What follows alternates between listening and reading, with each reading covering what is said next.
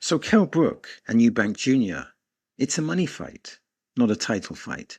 And Ben Shalom is the first to say so. He states, as long as they're not pretending they're world champions, there's still a place for them. I think this framing really helps. If older fighters are fighting each other, the context changes. And I think that Kell Brook, I think he misses fighting.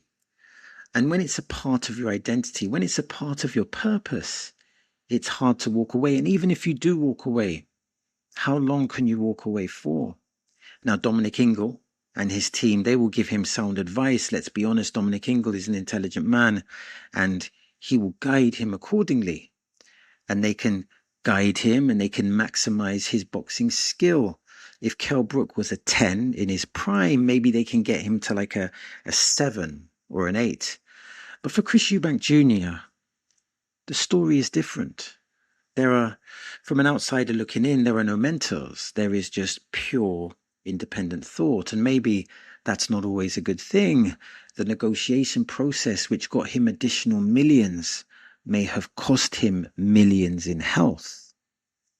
Chris Eubank Jr., I believe, is a smart man. But we all need effective guidance. If Chris Eubank Jr. does not rediscover his abilities, and when I say abilities, I'm talking about his boxing abilities, this could be another bad night. Another bad night. Now think of Chris Eubank Jr.'s identity. Now his new identity is of an intelligent boxer. Will that work against Kell Brook, who's really good at boxing? I think he needs to fight Kell Brook. But will the alleged hand injuries, will they hold up? Will Chris Eubank Jr.'s team be able to find something in him? Will they be able to maximize his potential? It's important to recognize here that independence can create freedom, but even intelligent fighters need people who can see what they cannot. And then the next idea is that this has Zuffa fingerprints all over it. And what we're talking about here is the Riakporhe contract drama, which, according to some, isn't a fighter's choice, it's a company war. People in boxers' ears saying, we can get you this, we can get you that. It sparks the question, who really decides a fighter's career? Is it the fighter or is it the people whispering? And there is speculation that Zuffa wants to sign Riakporhe. Considering the nature of Riakporhe's latest victory, which was an entertaining victory, this is understandable. But here's a question. How can Zuffa help Riakporhe's career? Yes, they can pay a large check. But if the champions are with rival promoters, that can create obstacles. Of course, we have to ask the question, what is the currency of champions in today's climate? Of course, money can remove those obstacles, but perhaps not all money is good money, but not all money is bad money. Surely it's the context. In the end, maybe it's just about the terms and conditions. Ideally, you want a big upfront payment included with incentive-based payments and a level of flexibility. So if things don't work out, you can walk away. Additionally, if your current promoter wants to keep you, they need to either match the payment or provide a great payment incentive and also match the flexibility. Is it money over loyalty? Is it loyalty over money? Or is it a combination of both? Again, you could consider that a philosophical question. In my experience, mutual interest is always the greater currency. It may not be the currency, but in my experience is the greater currency, meaning we do business to mutually help each other.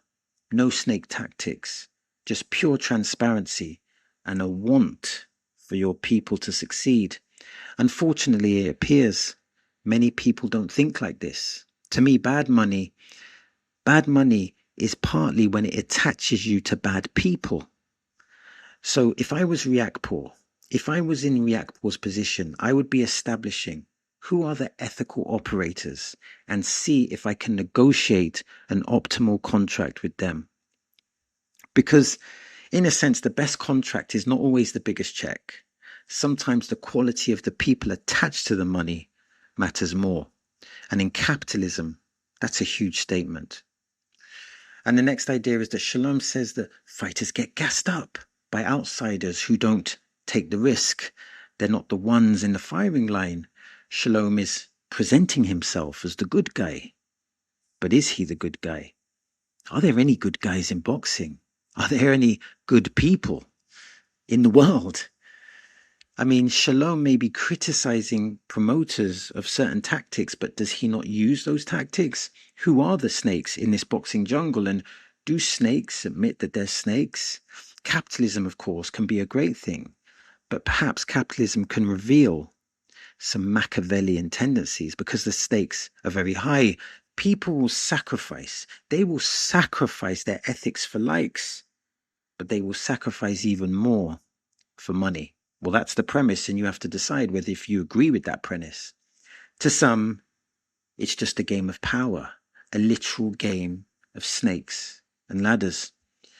What promoter, think of this, what promoter is trying to build a culture that provides boxers a pension or financial literacy?